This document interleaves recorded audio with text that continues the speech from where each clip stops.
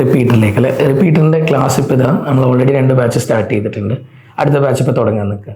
ഇതിൻ്റെ ഒരു 1 year plan എങ്ങനെയൊക്കെയാണെന്നുള്ളതാണ് പറഞ്ഞു തരുന്നത്. അതായത് നമുക്ക് വന്നിട്ട് ആഴ്ചയിൽ ഇപ്പോൾ നിങ്ങൾക്ക് മൺഡേ മുതൽ ഫ്രൈഡേ വരെ ക്ലാസ്സുകൾ ഉണ്ടാവും. ഈ മൺഡേ ടു ഫ്രൈഡേ എന്ന് പറയുമ്പോൾ ആ ദിവസം മോർണിംഗ് 8:30 മുതൽ 4:30 വരെ ക്ലാസ്. തുടക്കത്തിലൊക്കെ 4:30 വരെ. അത് കഴിയുമ്പോൾ നമ്മൾ നേരെ അതൊരു 5:15 വരേക്ക് ക്ലാസ്സുകളാവും കുറച്ച് കഴിയുമ്പോൾ. അപ്പോൾ ഈ മൺഡേ ടു ഫ്രൈഡേ ക്ലാസ് കഴിഞ്ഞിട്ട് സാറ്റർഡേ സൺഡേ വീട്ടിൽ പോകാനൊന്നും പറ്റില്ല. കാരണം എന്താണ്, സാറ്റർഡേ സൺഡേ നമ്മൾ പഠിക്കേണ്ട ദിവസമാണ്. ഹോസ്റ്റലിലിരുന്ന് കുത്തിയിരുന്ന് കൂടെ പഠിക്കുക. ഇതിൽ നിങ്ങളെ സപ്പോർട്ട് ചെയ്യാൻ വേണ്ടിയിട്ട് മെൻറ്റേഴ്സ് ഉണ്ടാവും. അതുപോലെ തന്നെ മെൻറ്റേഴ്സ് ത്രൂ ഔട്ട് നിങ്ങളുടെ കൂടെ തന്നെ ഉണ്ടാവും. എല്ലാ കാര്യങ്ങൾക്കും കംപ്ലീറ്റ് സപ്പോർട്ടായിട്ട് മെൻറ്റേഴ്സ് ഉണ്ടാവും. ടീച്ചേഴ്സ് അന്നന്ന് പഠിപ്പിക്കുന്ന കാര്യങ്ങൾ അവരുടെ ക്ലാസ് കഴിഞ്ഞാലും അവർ നിങ്ങൾക്ക് വേണ്ടിയിട്ട് അവിടെ ഡൗട്ട് ക്ലിയറൻസിനൊക്കെ അവൈലബിൾ ആയിരിക്കും. അപ്പോൾ ക്ലാസ്സിൽ എന്ത് സംശയം ഉണ്ടെങ്കിലും നിങ്ങൾക്ക് ചോദിക്കാം. നമ്മൾ പക്ക ഓഫ്ലൈൻ തന്നെയായിരിക്കും, ഓൺലൈനൊന്നുമല്ല. എല്ലാം ഓഫ്ലൈനിൽ തന്നെ കംപ്ലീറ്റ് കാര്യങ്ങൾ നിങ്ങളെ ഏറ്റവും ഭംഗിയായിട്ട് നമ്മൾ ടീച്ചേഴ്സ് പഠിപ്പിച്ചു തരും.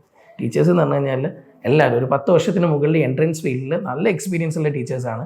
ഞാനൊരു 15 വർഷത്തിന് മുകളിലായിട്ട് എൻട്രൻസ് ഫീൽഡിലുണ്ട്. അതുകൊണ്ട് തന്നെ എനിക്കറിയാം ഏറ്റവും നല്ല ടീച്ചേഴ്സ് ആരെ ഈ ഫീൽഡിലുള്ളത്. അങ്ങനെയുള്ള ഏറ്റവും നല്ല ടീച്ചേഴ്സ് തന്നെയാണ് നമ്മുടെ JPSലൂടെ പഠിപ്പിച്ചുകൊണ്ടിരിക്കുന്നത്. അതുകൊണ്ട് തന്നെയാണ് ഈ 2 വർഷങ്ങളിലും, അതായത് തുടർച്ചയായിട്ട് ഇപ്പോൾ 5 വർഷങ്ങളായി, നമ്മൾ 5 വർഷങ്ങളിലും പെർസെൻറ്റേജ് വൈസ് ഏറ്റവും നല്ല റിസൾട്ടും എന്തിനു പറയുന്നത് ഈ കഴിഞ്ഞ ഈ 2 വർഷങ്ങളിലായിട്ട് നമുക്ക് ഈ സിംഗിൾ ഡിജിറ്റ് റാങ്കും 2 ഡിജിറ്റ് റാങ്കൊക്കെ ഉണ്ടാക്കിയെടുക്കാൻ പറ്റിയത് ഈ ഒരൊറ്റ കാര്യം കൊണ്ട് തന്നെയാണ്.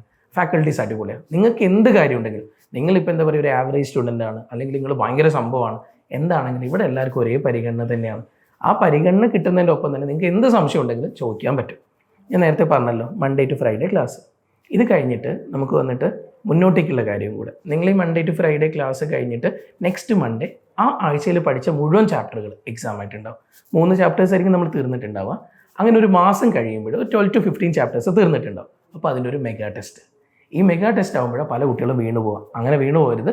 അതുകൊണ്ട് നമ്മൾ റെഗുലറായിട്ട് കറക്റ്റായിട്ട് ഡെയിലി നിങ്ങൾ പഠിച്ചു പോയി കഴിഞ്ഞാൽ ഒരിക്കലും ഈ മന്ത്ലി എക്സാമിന് മെഗാ ടെസ്റ്റിന് ഒരിക്കലും പിന്നിലേക്ക് പോകില്ല.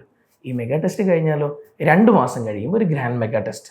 ഈ ഗ്രാൻഡ് മെഗാ ടെസ്റ്റോടുകൂടെ നമ്മുടെ 3-1 പോർഷൻസ് തീർന്നു. അപ്പോൾ തന്നെ കുട്ടികൾക്ക് അറിയാം ഞങ്ങൾ എത്രത്തോളം കോൺഫിഡൻ്റ് ആണ്. അവിടെയാണ് നമുക്ക് ഈ ഒരു സമയം നമ്മുടെ കുട്ടികളെ ചേർത്ത് നിർത്തിക്കൊണ്ട് നമ്മൾ മുന്നോട്ട് പോകുന്നത് തന്നെയാണ് നമ്മുടെ ഏറ്റവും വലിയൊരു സക്സസ്. ഇത് കഴിഞ്ഞ് ഒരു അടുത്തൊരു വീണ്ടും മുന്നോട്ടേക്ക് എല്ലാം കൂടെ ഒരു 5-6 മാസം ആകുമ്പോൾ നമ്മുടെ പോർഷൻസ് ഒക്കെ തീർന്നിട്ടുണ്ടാവും. ഈ പോർഷൻസ് ഒക്കെ തീർന്ന് നമ്മൾ ജനുവരി ഫസ്റ്റ് വീക്ക് ആകുമ്പോൾ നമ്മുടെ എക്സാംസ് സ്റ്റാർട്ട് ചെയ്യും. ആദ്യം തന്നെ മൊഡ്യൂൾ എക്സാംസ് ആണ്.